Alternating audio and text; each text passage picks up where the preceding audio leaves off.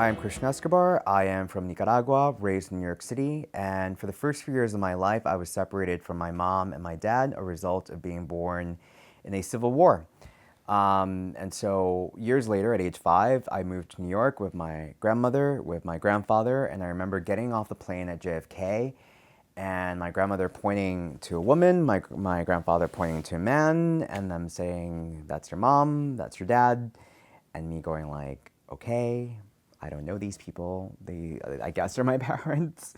It felt awkward. It felt weird. And it was getting in the way of me nurturing a deeper, more loving relationship with this woman that I see at the airport, right, called my mom. I run up to them and I hug them, and of course we go home.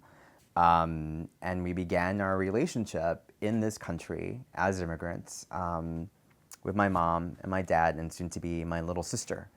But that awkwardness, that weirdness that I felt as a child seeing them at the airport, I think remained for a very long time with me. And I think it was really affirmed, I think amplified, the more it became clear to me that I was different, that I had something that I really couldn't share with my mom. 13 years ago, I was in San Juan, Puerto Rico, working on a movie. This was a lifelong dream after working in magazine publishing. And here I was working with a woman that was formerly in jail and was making a movie about the independentista movement in Puerto Rico. And here I am helping this woman work on something that was very important for her. She had a son right around the time she got arrested and sent to jail and never really forged a relationship with her son.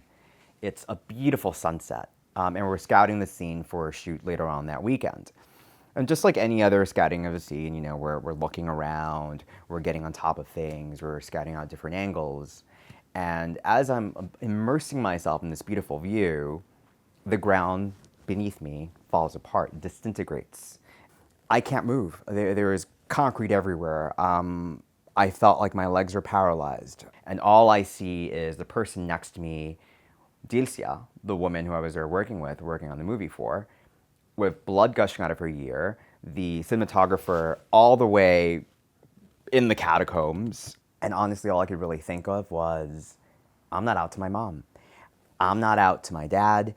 I am trapped inside of a tomb. And just the sight of death, right? The smells of death. After being on the cliff, seeing something so beautiful was just, the contrast was just very, very, very intense. And so a lot of these thoughts about my family, here I am in another Latin American country. I haven't really dealt with my Latin American heritage. I haven't dealt with my sexuality. My mom doesn't really know me. I don't want to be buried alive without really knowing who I am and without sharing with others who I really am, especially my mom.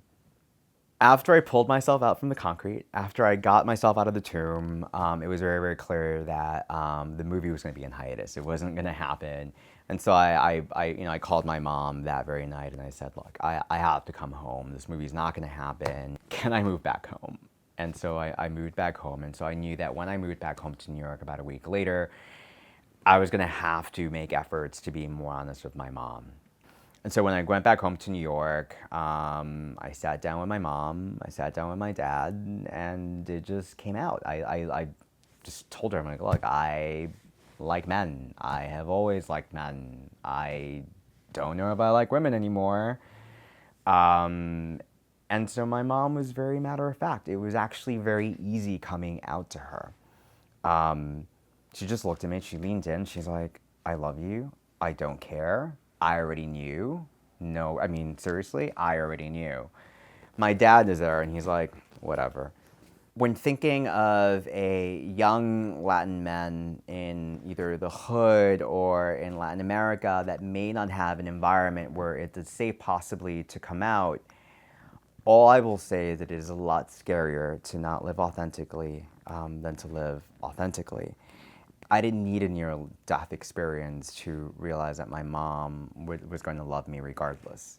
I was lucky, she did, but I tortured myself for far too long because of my own neuroses. And so I would say, you know, love yourself. I mean, it has to begin with you and your ability to respect yourself and take care of yourself.